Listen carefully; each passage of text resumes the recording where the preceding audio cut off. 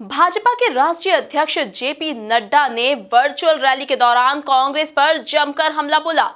उन्होंने गंभीर आरोप लगाते हुए कहा कि राजीव गांधी फाउंडेशन ने 2005 और 6 में चीनी दूतावास और चीन से $3 लाख बतौर चंदे के रूप में लिए थे, जिसके बाद दिल्ली की सियासत में मानो भूचाल सा आ गया है।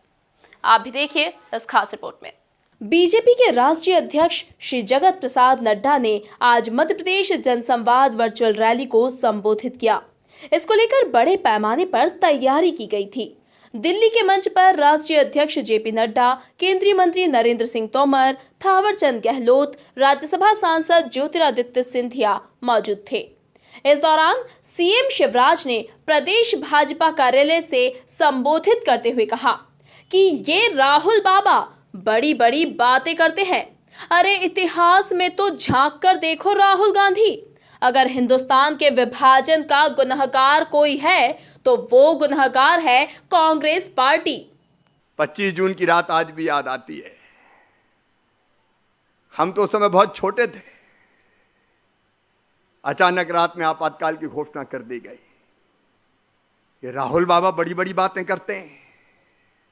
अरे इतिहास में तो झांक के देखो राहुल गांधी, अगर हिंदुस्तान के विभाजन की गुनहगार कोई है तो वो गुनहगार कांग्रेस पार्टी है।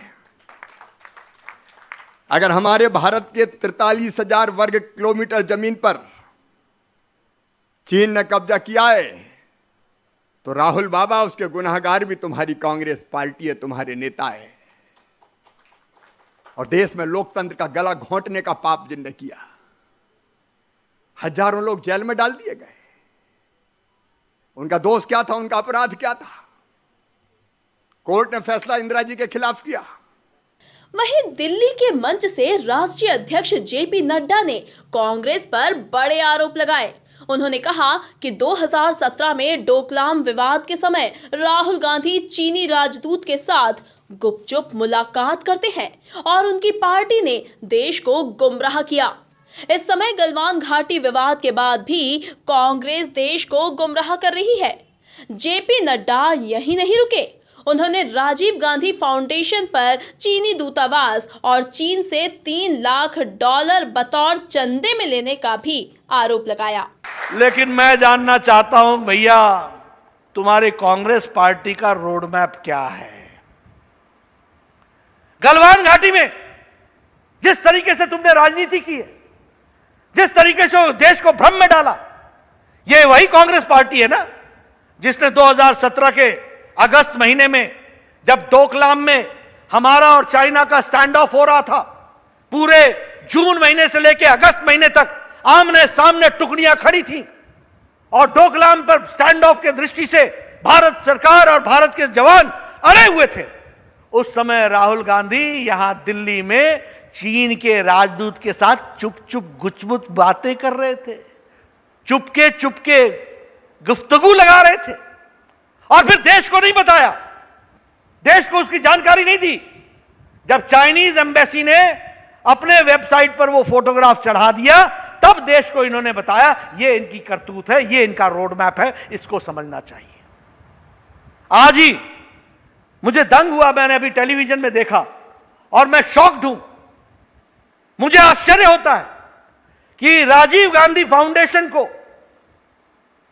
2005 और 6 में इस फाउंडेशन को पीपल्स रिपब्लिक ऑफ चाइना और चाइनीज एम्बेसी ने $3,100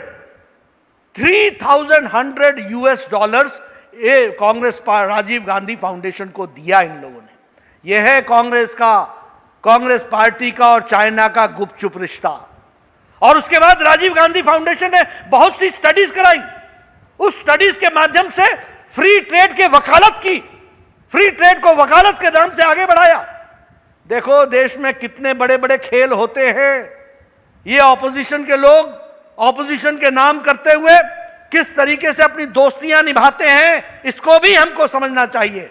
देश जानना चाहता है राजीव गांधी फाउंडेशन को $300,000 किस बात के लिए दिए गए थे, और वो देश के लिए जो उन्होंने स्टडीज की, वो क्या स्टडीज थी, उसको देश जानना चाहता है।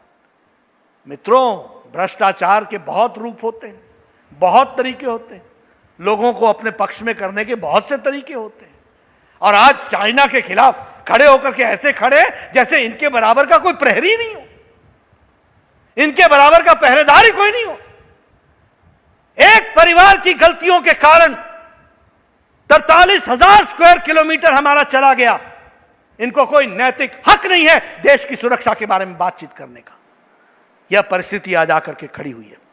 मित्रों, मैं ये सब आपके सामने इसलिए बताना चाहता हूं क्योंकि देश को जिस तरीके से गुमराह करने की बातचीत चल रही है, देश को जानना चाहिए कि ये वही लोग हैं जो चाइना से फंड लेते हैं और फंड लेकर के वो स्टडीज कराते हैं जो देश के हित में नहीं होता और उसके लिए वातावरण बनाते हैं और फिर खड़े हो जाते हैं हमारे सामने देश की रक्षा की दुहाई करने के लिए। ये क्या तरीका है, इसको हमको समझने की आवश्यकता है। मैंने कल कुछ विषयों को उजागर किया था।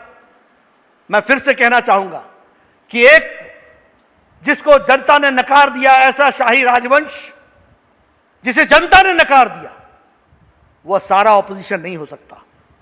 कुल मिलाकर चीन से चल रहे गतिरोध के बीच बीजेपी और कांग्रेस में भी एक दूसरे पर निशाना साधने का दौर चल रहा है।